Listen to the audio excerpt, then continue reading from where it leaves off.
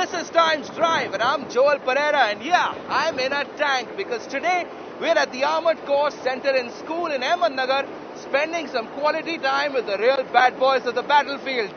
Say hello to my little friend.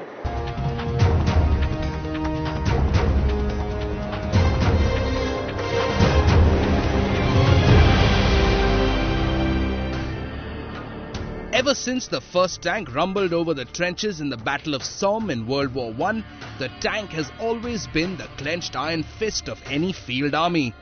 Completely mobile, capable of running over most obstacles that come in its way, and with its awesome firepower coming from a massive main gun on a swiveling turret, the battle tank is an instrument of destruction. And if you're facing one in a combat situation, an instrument of fear.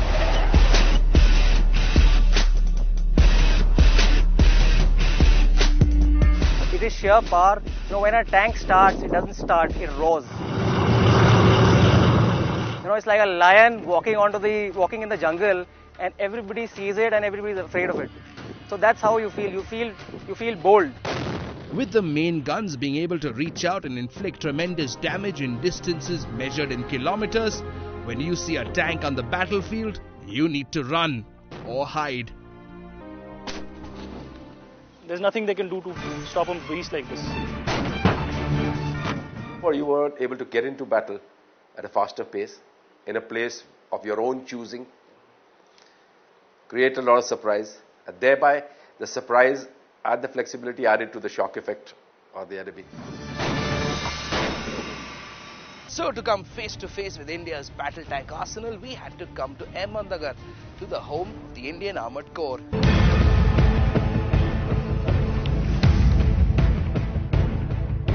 India has a long history of armoured warfare, beginning since before independence. But independent India's first armoured divisions first saw service in 1947.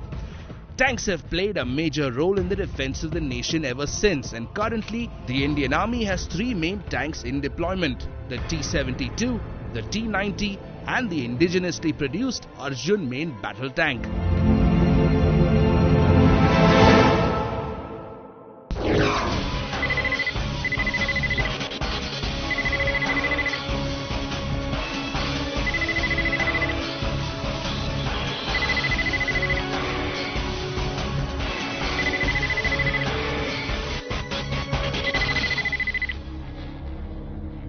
Which brings us to the T-72, one of the mainstays of Indian armour, and personally my favourite looking tank. This is mean, low slung and just full of brutish menace. I love it. It's a Russian tank. It was manufactured first by Russia in 1970. And towards the end of the 1970s, it was inducted into the Indian Armoured Corps. And now we are manufacturing this tank in our country. This tank has a crew of three: the driver, the gunner and the commander. Called the Ajaya by the army, the T-72 has been the armour-plated backbone of Indian armour for more than 2 decades. This is a tank that is rugged, has a sleek silhouette and low weight that we think makes this tank look more like a sports car than combat vehicle. And then there's the tremendous firepower: 125mm main gun, the 12.7 anti-aircraft machine gun and the anti-personnel coaxial machine gun mounted right next to the main gun. It has a 125mm smoothbore main gun, which is capable of firing ammunition in a direct roll up to 4 kilometers, and when employed in an indirect roll, it fires up to 9600 meters.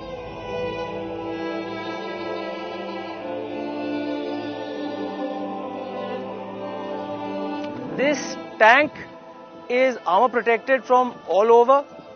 It is immune to small arms and splinter fire, which makes it practically impenetrable by any ammunition. With huge size comes huge power. The Ajaya comes with a massive engine mounted towards the relatively safe rear portion of the tank. The T-72's got a V12 that's putting out close to 840 bhp.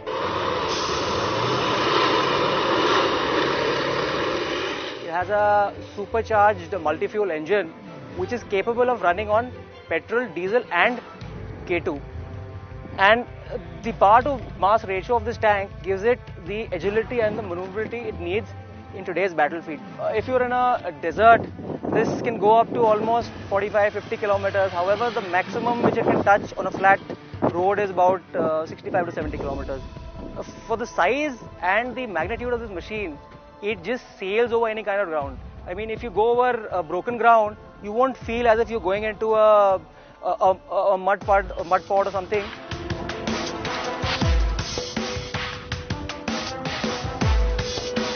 Extreme mobility is the hallmark of the tank, and getting to battle with speed and decisiveness is the hallmark of Indian armour. In a time frame where you could not visualize, you could get behind the enemy without the enemy really coming to know. Notwithstanding the fact that a lot of noise and dust does get generated, but then that adds to the surprise factor. And it began back in 1947 itself, during the Indian Army operations in Kashmir at the Battle of Zojila. M5 Stuart tanks were dismantled and flown up to more than 11,000 feet above sea level, an altitude where it was previously thought that tanks could not be operated. When Kashmir was under threat, tanks were dismantled and airlifted into place, and it actually clinched the battle because they appeared at a point where the enemy least expected.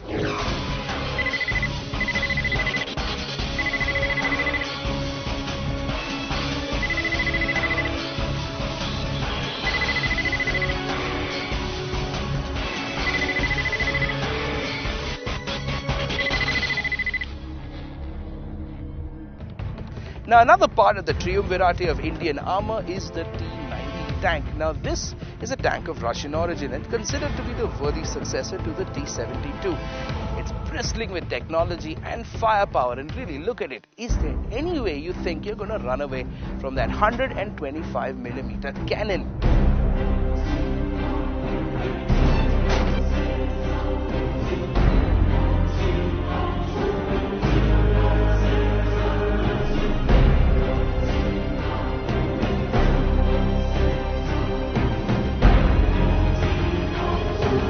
Like the T-72 has a three-man crew, the driver, the gunner and the commander. It's again a medium weight tank and weighs about 46.5 tons. This is one of the latest tanks in the world. It's the latest version of the T-series. It was inducted into the Armoured Corps in 2001. Called the Bhishma by the tank men who drive them, introduced by the Indian Army in the early part of the last decade, the T-90 is a terror of the battlefield, moving with tremendous speed towards any enemy. This tank again is extremely agile and maneuverable, can go over trenches and small nalas, can negotiate a gradient of up to 30 degrees. This is a state-of-the-art weapons platform with thermal imaging, composite armour and a massive 125mm smoothbore tank gun, a 12.7mm anti-aircraft gun and a coaxial 7.62 anti-personnel machine gun. Now this is the anti-aircraft 12.7mm machine gun which can be operated by the commander while he is sitting inside the cupola.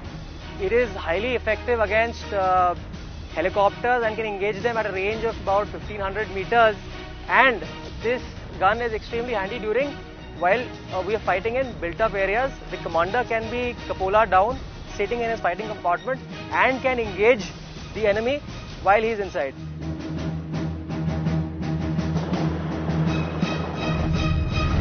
Again, for a tank this huge, you're going to need a massive engine behind it. And that's what the T-90 has, an approximately 1000 bhp 12-cylinder engine that's flex fuel, using either petrol, diesel or even kerosene. It's got the firepower, you've seen for yourself. The 125mm gun gives you a range of about 2000 meters of pinpoint accuracy. You know the varied terrain that we have.